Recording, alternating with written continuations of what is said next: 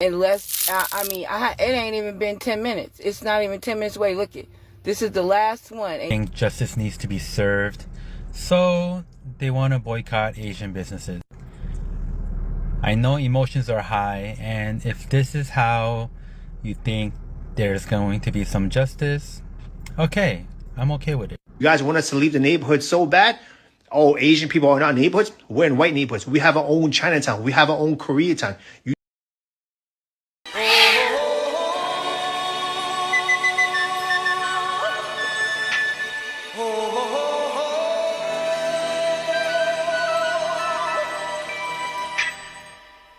Everybody was kung fu fighting.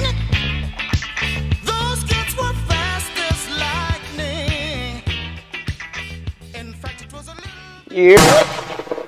And what it do? And you already know what it is. It ain't nothing new under the sun.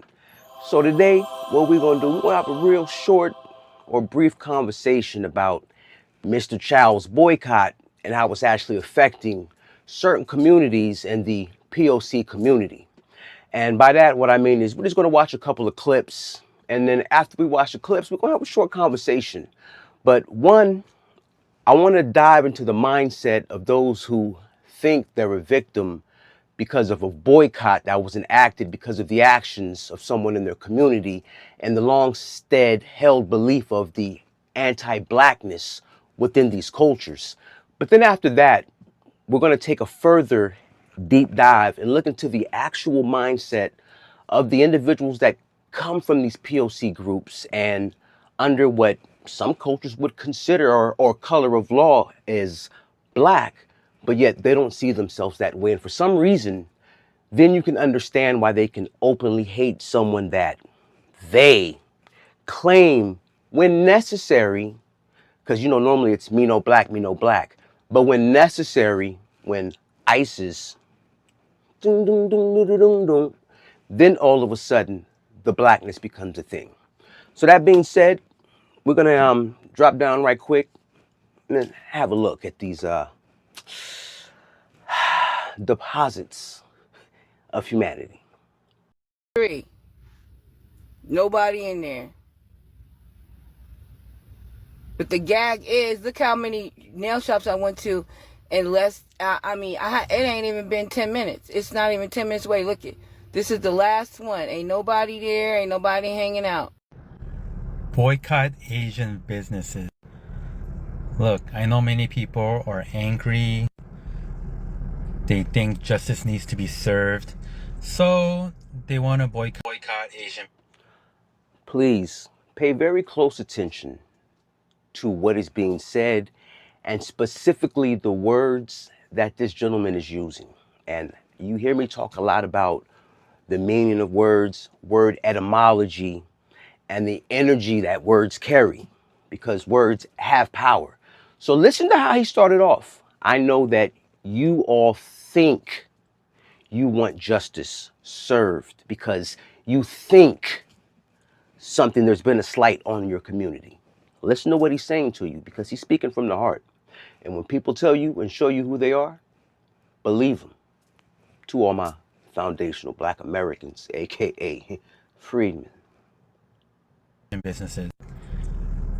I know emotions are high, and if this is how you think there's going to be some justice, okay, I'm okay with it.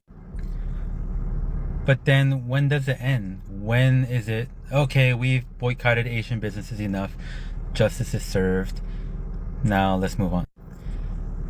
I just personally don't think this is the solution. If anything, it produces more tension, creating some unnecessary race war. I'm pretty sure there's a lot of Asian business owners that are like, what happened? Where's all my black customers? They're just trying to make a living. Now, you hearing what he's saying to you. Remember what I said before about they always telling us what they think about us and how they actually feel and how they view us. They think that we're soft and that we can't read the room. So I understand that you're angry, but when is enough? So now he's asking you, they need to know at what point is the punishment over. Because this is what they're viewing it as. They're not viewing it as something was done wrong or that there was a slight on the community. They're not even seeing it as the anti-blackness that runs through their community that allowed these things to happen. He's not even acknowledging what started this boycott, that somebody got on the internet and dared Black Americans because we can't survive without their infrastructure and we don't need their money. Not even addressed. But again, when is enough enough? And then if you notice, he said, all this is going to do, all us standing up for our community as Black Americans is going to do is cause further tension and division and start a race war. Are y'all understanding the words that this gentleman is using? Do you understand the message that he is conveying to you? They are preparing for a race war because they're watching our pockets so much and we have cut off their access to our currency that now he is saying that it will start a race war. This is not me saying this. This is him. I'm just translating and saying the quiet part out loud. But to all my Black Americans, you see where our allies are at. And for those of us still busy fighting white supremacy, there's the new face of it. It's called neocolonialism. I mean, they don't know, nor do they care about the true history of this country.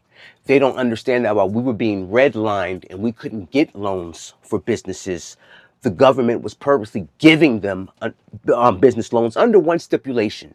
They had to open them in our communities. So for decades, they've been able to amass fortunes and intergenerational wealth from things that used to be legal under the law. And now here they are daring us to do something about it. And then when we say, okay, you know what? We're going to chill out and we're going to start counting our twos and fews and start talking about how we can rebuild our own infrastructure so that we can replace Tulsa, Oklahoma, or the port in Galveston that was also a Black Wall Street, and all the other ones all across that were burnt down or flooded out like Lake Lanier. Now that we're starting to move on that, now that we're seeing that the NAACP, the Southern Poverty Law Center, LULAC, and all these other nonprofit, word to APAC institutions have always been using us against ourselves. And unfortunately, the members of the diaspora have all, especially those that have used the energy that we have given them to enter politics, are now drafting up legislation to undermine us. And deported their families and permanently traumatized these children. These things are barbaric and they're wrong. Those families are owed reparation. My mother's Jamaican. My father's Panamanian. You have a lot of Black people in this country who are not descendants of the American slave trade. So I already know off top, there's a lot of Black people in America who aren't going to be able to get that kind of benefit or get reparations. Well, most people who are for reparations, they feel like it should go to what they call foundational Black Americans anyway. And I agree with that point. But I'm just saying, I'm just laying out, these are the reasons for why I'm no. So now you do support reparations for what Leonard just deemed as, quote, foundational Black Americans? No, I don't. No. But I want to explain that. I want to explain that. The prisons for immigrants, that should not exist. These should not be there for profiteering for big corporations that then channel those profits back into this administration that facilitates them. And at the end of the day, when we are back in power, one of the important things we're going to have to do is balance a number of different things that need to happen. Number one, we need defensive reform. We need to stop the things that are happening that should not be happening. We need offensive reform. We actually need an immigration system that works and recognizes the contributions of immigrants to this country and establishes legal pathways for people to come to this country and for people to be able to get citizenship when they've been a part of our communities for so long. And then we also need offensive actions around prosecutions. We need real accountability because at the end of the day, the people that have been inflicting this harm need to be prosecuted. They need to be brought before us and they need to be held account for the trauma that they have created. And we are going to have some form of reparation for the kids and the families that have been traumatized through all of this. You talked about how there's no supports for people even once they're released. We need to make sure that we are funding that kind of work to continue to provide relief. And that has always been the end game. But now the quiet part's being said out loud, and I dare anybody to show me anywhere where anything that I've said is untrue. Please leave it in the comments. But my thing is this: at what point do we stand on our square and start doing something about it instead of just complaining? Oh, the dreaded white man in this. But you see who's in our communities complaining about how we spend our money and now talking about, well, if y'all niggas don't get back to work and get to spending that money, there's going to be a race war, darky. Hurry up and buy. That's what he just said. Hurry up and buy. Because if not, you're going to cause further division, further anger that's going to incite a race war if you niggas don't get back to spending motherfucking money. They're just trying to make money. Now, what's the answer? I don't know. If you have any productive recommendations, please comment below. But personally, I just don't think boycotting Asian businesses achieves anything. So he doesn't think holding them accountable for their actions or their anti-blackness achieves anything. His words, not mine. Why? Because Asian businesses need your money that they got on God's interwebs and told you, nigga, we don't need you. We live in white neighborhoods. Huh? Who's going to give you this and who's going to give you that? Oh, Asian people are not neighborhoods? We're in white neighborhoods. We have our own Chinatown. We have our own Koreatown. You think we really need you guys to benefit off and make money? You think we really need you guys to benefit off and make money? You think we really need you guys to benefit off and make money? A lot of us do go to college as well. You're being outworked by immigrants who barely speak English. And you're not embarrassed? Go to the bank, start your own businesses, and deal with your own people. And deal with your own people. And deal with your own people. I want to see your own women get on their hands and knees and do pedicures and manicures and deal with nasty ass attitudes, okay? Please, boycott Asian business. I'm all for it. But those that actually own businesses, now what's happening? Well, y'all niggas need to get back to work, get to that flow of currency. Because if not, there's going to be a race war. All right. We hear you, Vegeta. We hear you.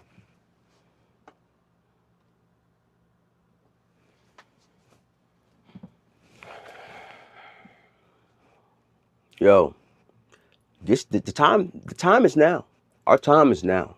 I love when the black community says, let's boycott Asian businesses. Please do. We'll get rid of the Chinese takeout, the dry cleaners, the laundromats. Let's get rid of the liquor stores as well. Get rid of the Jordans you guys wear, the Nikes you wear, the shower caps, the Hondas, the Hyundais, all your car electricians, the electronics in your house, the Sony, the TV system, your sound system, the microphones that you guys use to rap and speak about awareness for the black culture and the hip hop culture. Where do you think that's made in? That's made all in Asia. And here's another thing for you guys. You guys want us to leave the neighborhood so bad?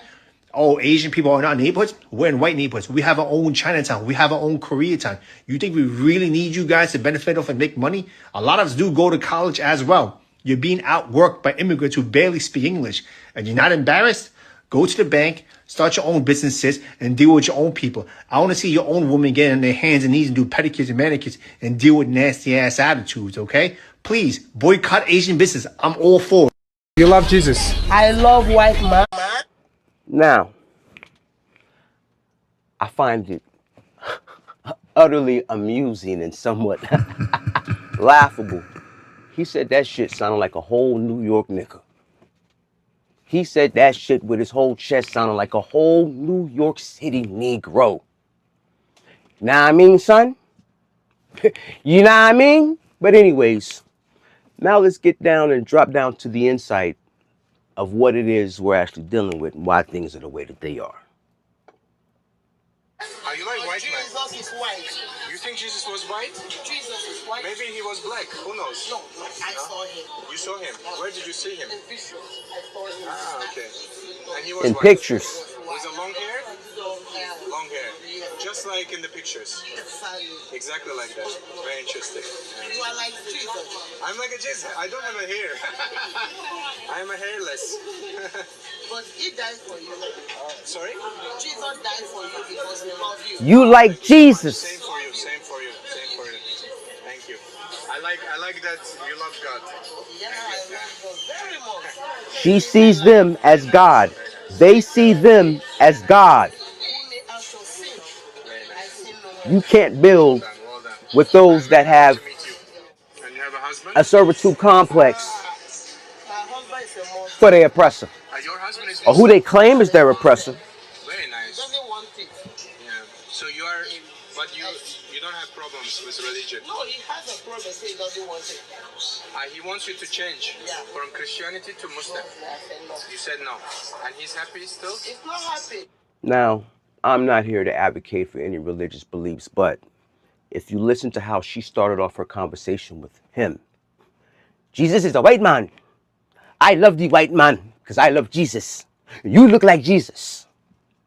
So when her husband told her he wanted her to convert to Islam, she could not give up her love for her white man. So when they tell you, you don't have any culture, you black American, you a kata, huh? Well, what are you, dirty black American? Understand that somebody that looks in the mirror and can only see the diametric opposition of what they are as God, that means they can't even see the God in them. And this is why they treat you like the motherfucking devil. Because they hate themselves, because when they look in the mirror, what they see to them is ungodly. He's not happy. He took me to court. Oh, really? But you are together still? You are not. So for your religion, you stand your ground. I like that. I like that. You But a don't white have to man, change your religion for man. You don't have to do that. No, I can't compromise. Why not? If I'm dying now, husband cannot bring me life. Exactly. But Jesus the white man will bring me life. Exactly. Yeah. That's why I love Don't change your religion for man. Not any man. Dirty, what's your background? You American? Dirty black American? Wait, what? Huh? I did. A dirty black American. I sure did. Because that's what y'all are. From slavery and black victimization is about to be shoved down our throats for the most ratchet holiday in America. Ratchet, the most ratchet, Juneteenth, the most ratchet holiday in America. I want to be in America. I want to be in America. They never went through slavery. These ungrateful people should be celebrated because they were born in the greatest nation to ever exist. Here's a tip. If you don't like America, get the fuck out. Whole chest. Whole chest. Gather all of you in one place. If I could gather all of you in one place with a strap to my chest. If all of this reached the consensus of all African and Caribbeans, everybody from Jamaica, Trinidad, Haiti, and Africa, if this meet your consent, The brothers and sisters of the diaspora. since the Black American want to go to war, We asked for war? No. You said war. let's see. If they want to go to war, let's see what they can prove. If they want to go to war, let's see what they can prove. If they want to go to war, let's see what they can prove. And also, all immigrants, like your businesses from all Black Americans, simple as that. Don't let them go into your grocery store. Don't let them go into your restaurant. Don't let them go into your salon. Unless, it ain't even been 10 minutes. It's not even 10 minutes away. Look it. This is the last one. I think justice needs to be served, so they want to boycott Asian businesses. I know emotions are high, and if this is how you think there's going to be some justice, okay, I'm okay with it. You guys want us to leave the neighborhood so bad? Oh, Asian people are not neighborhoods? We're in white neighborhoods. We have our own Chinatown. We have our own Koreatown. You want to go to war? We will. And also, we can ask all our African doctors, yeah, boycott all Black American treatment.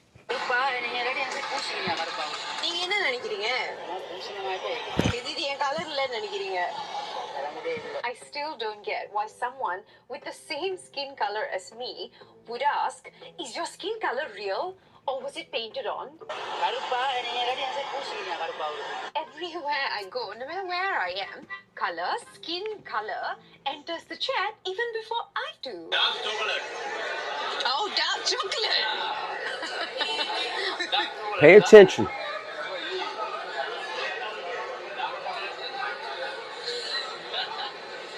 The usual greeting is no longer hello, good morning. எப்படி இருக்கீங்க? Enjoy Sri Lanka. Thank you. Thank you for being so welcoming. Sri Lankans. The best. Sri Lanka. Instead, for some reason, it's, are you black or did you put something on to be black? Yeah, no, we're a different color. Is your skin color real? A hello would be really... Now, pay attention because the phenotype, and that's what we better start paying attention to, phenotypes, ethnicity, and nationality, because nationality is the order of the day. But you see how highly melanated these POCs are. But pay attention again to the mind of the people that during the civil rights era, our grandparents fought for their right to immigrate and be in our communities. And just like the African sister said, you want to go to war? So now we have to worry about the doctors and the nurses and the braid techs and the nail techs and whoever's in that kitchen making your takeout or your DoorDash order, because everybody got a problem with Black Americans. And what you're about to see with her is she's going to show you just how ingrained it is in even the Southeast Asian communities. So this ain't nothing new.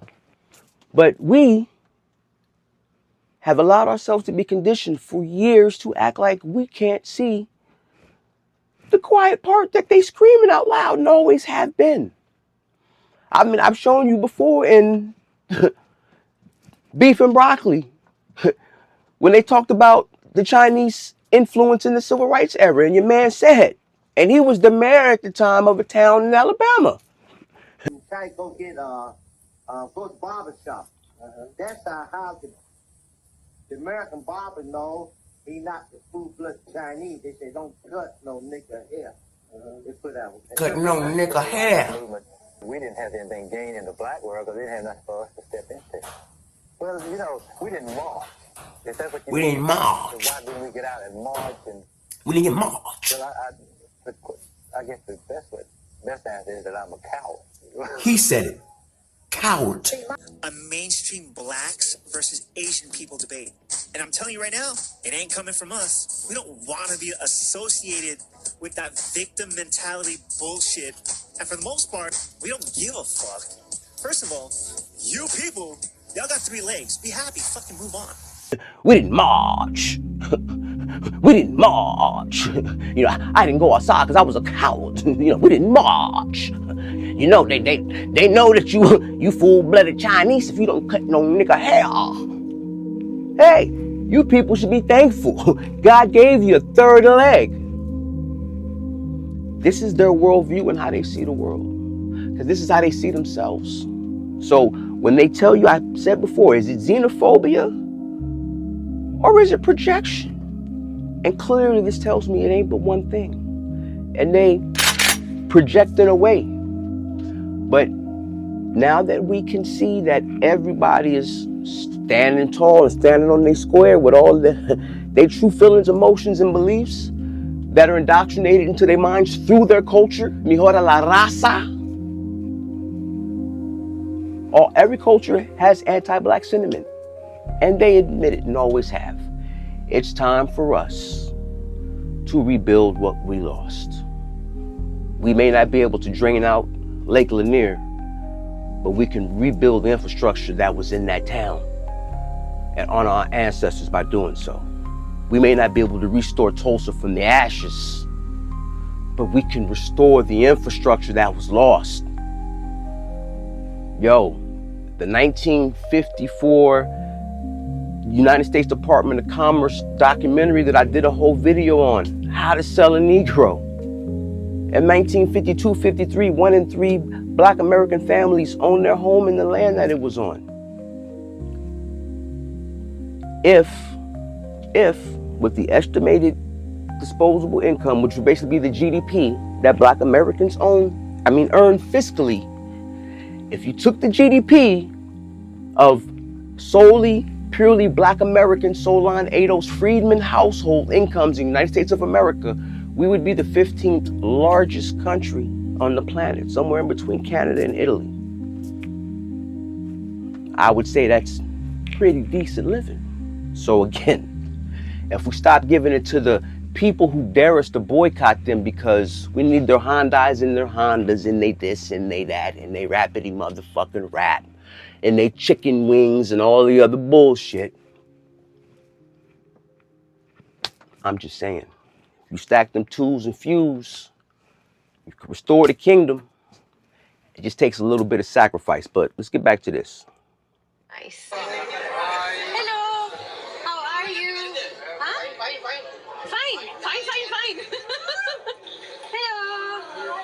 Oh, thank you.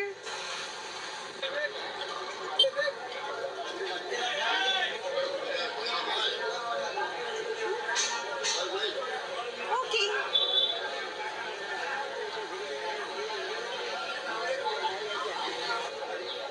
Wow, look at the beetroot.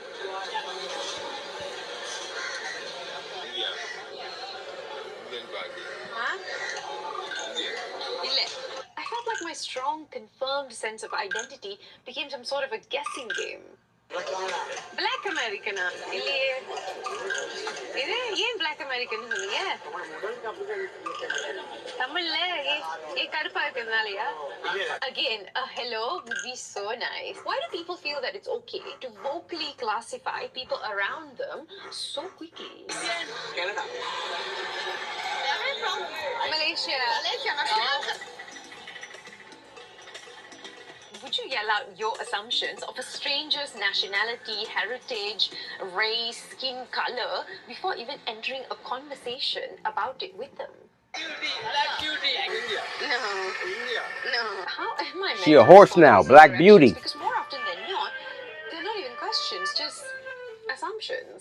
Oh, African cut like African.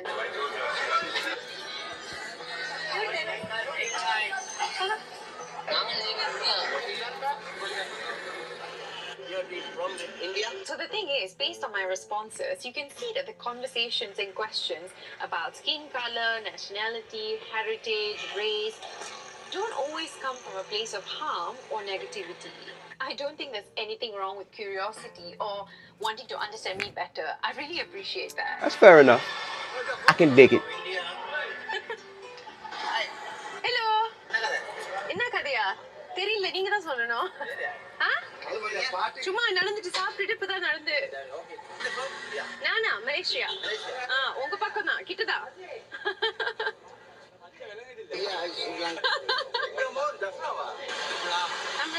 Because my nationality and heritage plays a big role in making me 9 out of 10 the guesses actually make sense. Indian, Tamil, Sri Lankan, yep, all logical. Hello. Huh? And where do you think? I want you to pay attention to how she's perceived versus how she feels she presents.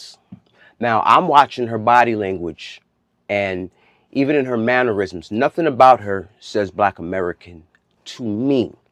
And she's going to touch on that, but they assumed, for whatever reason, which she'll touch on that, and you can extrapolate that so many different ways, but it's pay attention to the preconceived notions about her just based off of how they view themselves, because if there's one thing that remains constant, 90% of these people have the same or a shade degree up or down of complexion, yet she's the Black beauty.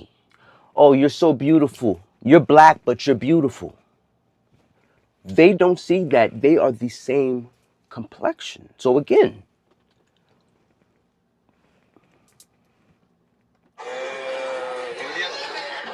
No, Malaysia.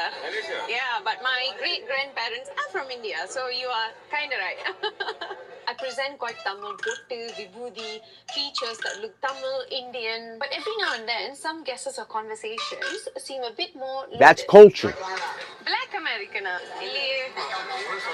இது முகத்தை பார்த்தா தெரியலையா? முகத்தை பார்த்தா தமிழ் மாதிரி தெரியலையா? என்ன பார்த்தா தமிழ் மாதிரி தெரியலையா?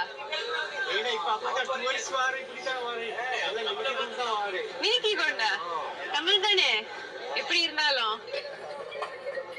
So I stood there trying to convince this uncle who yelled out Black American when he saw me just like walk past that I'm Tamil. But he insisted that I don't look Tamil and said, oh yeah, that's because tourists usually come all dolled up looking the way I did.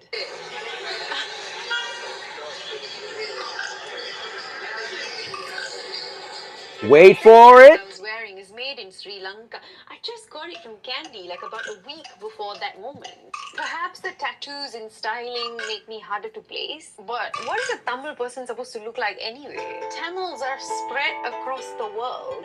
I just want to dissect that right quick. Now, if you pay attention, she said some of the comments or assumptions that she get feel rather like loaded questions or loaded statements. So why would someone assuming that you're a Black American in your homeland be viewed as a loaded question or loaded statement?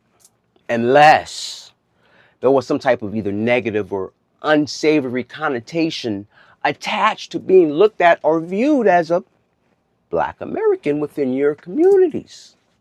Because as he said, you're all dressed and dolled up, just like the tourists, whatever that means. I'll leave that to y'all to decide, but it sounded to me like he said she was looking like she was built for the streets. Oddly enough, though, if you hear by her own admission, she was wearing a traditional dress for the area she was in, and she actually bought it 5 days earlier in Sri Lanka. And we saw all the sandals that was on. And if you know Solange's sisters, yeah, nah.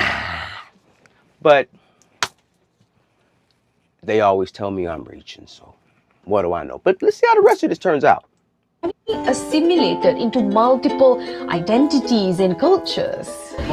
Good morning. Sugam நீங்க? சாப்பிட்டீங்களா? சாப்பிட்டாச்சு. பிறந்த ஊர் Malaysia. All the mannerisms. It's like fragrant. எப்படி இந்த அழகான தமிழ் தமிழ் அழகா இருக்கா? உங்க தமிழும் அழகா தான் இருக்கு. தமிழ் எப்பவுமே அழகா தான் இருக்கும். These continuous questions and curiosity about identities in general got me thinking a lot about how our appearance, our features, our skin color, our sense of style, and the true identity we deeply relate with, sometimes all those things, they just don't align. Your birthplace is Malaysia. I think you like Indian. My great-grandparents are from India. Indian shape. Yeah, I'm Tamil. Where are you from? Yeah, we are pure Sri Lanka. Oh, pure Sri Lanka. Nandini. Nandini. Before 5 years, my in house, one girl is servant. His name is Nandini. His name is Nandini, like you. Like you. Our servants from India, like you. I thought you were African because our slaves look like you.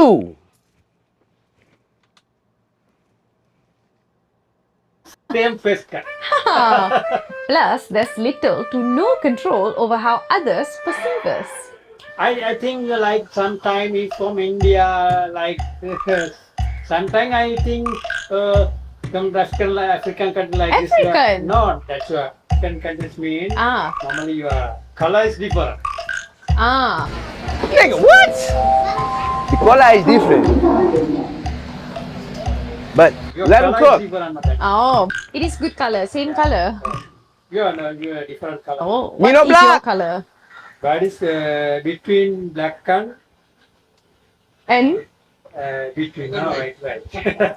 Say in my case, tattoos, makeup, clothes that one would generally associate with the West. But at the same time, pottu, vibhuthi, jhumkas, thodu.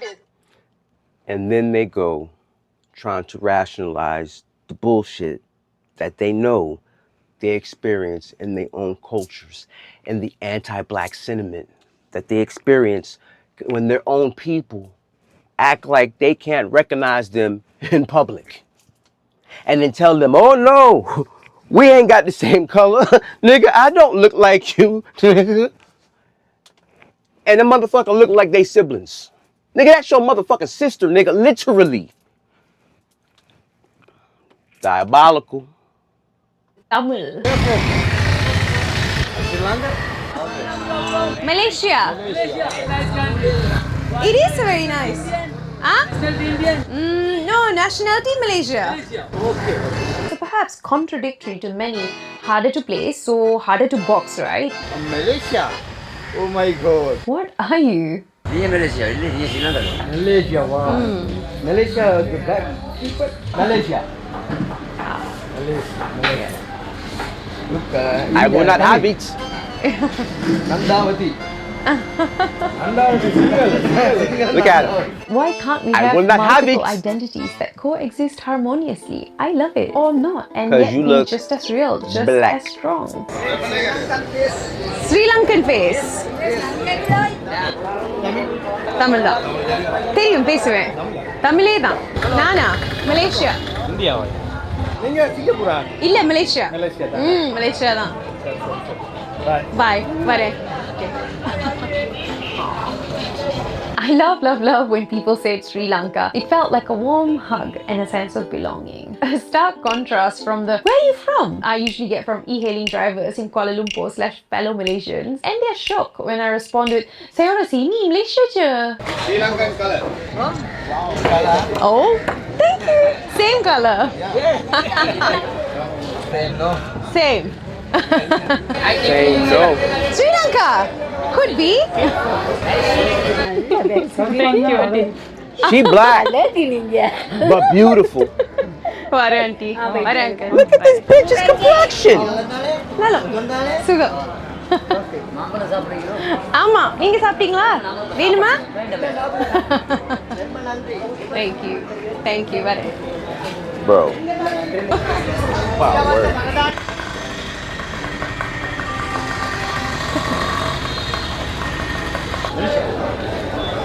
Where are you from? Malaysia. Nice to meet you. Nice to meet you too. You too. Thank you.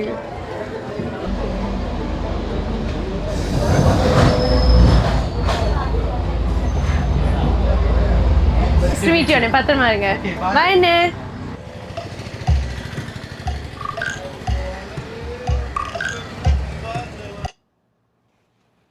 So yeah, I'm tweaking, but again, it's not xenophobic, it's not xenophobia, it's just called projection. And the faster that you see, recognize, and understand that, and read the room, they'll stop being able to gaslight you. And listen, I don't have a problem with anybody or anyone, I don't. But I have spent the last year, but definitely the last 6 months of my life documenting everything. And when I tell you there's a reoccurring pattern, and is it a psyop? Could be. I don't know, but I know now that it's time to start acting accordingly because they're saying the quiet part out loud. The conversations that they used to have behind closed doors amongst themselves, they're now having in front of the world, and they're talking about you. So the question is do you continue to duck your head like a good little pacified, I have to be the model minority, good little Negro? Or do you start standing on business and handling what you know you need to handle for you and yours? Because when somebody whose whole existence in your country is predicated off of them only being able to get government provided loans to open up businesses that you couldn't even get, with the one caveat that they had to be in your communities. Remember, ladies and gentlemen, last summer, the blockbuster of the year was Sinners. Did we watch what happened in Sinners or did we forget? They're exposing the method to get you to acquiesce of your free will. And they're telling you what they want to do if you don't acquiesce that free will and get your black ass back to work and spending that money. They want race war because you're causing tension and further anguish for them, because after they dared you to boycott because you can't survive without them, now they're realizing, no, it's actually them that can't survive without us. And then they're probably going to cry and they go, oh, well, we need a bailout. You bailed out the auto industry and the insurance companies and the PPP loans. The niggas ain't spending money no more. We need a bailout. And just like Ms. Jaya told you, when the Democrats get in office, we have to draft up legislation that includes some form of reparations. Where they at? But on that note, I'm going to slide and glide. So remember, keep your eyes to the stars. Keep that head on a swivel. Because we in the diabolical den of demons, a.k.a. the Viper's Pit.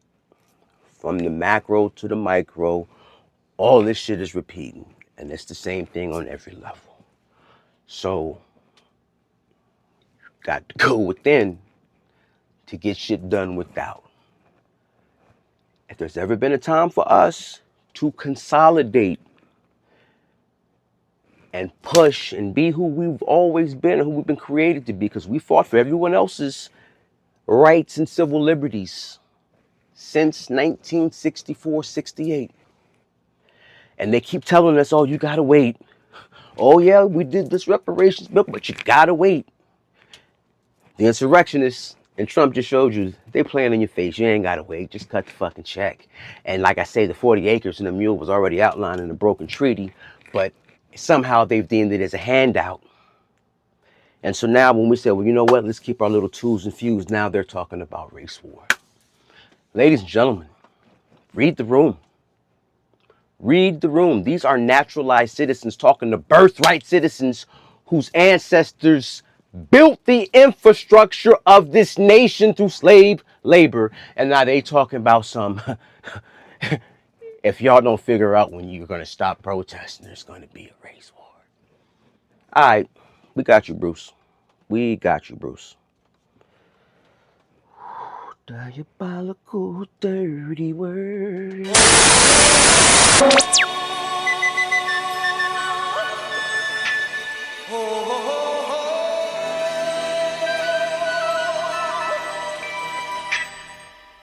Everybody was kung fu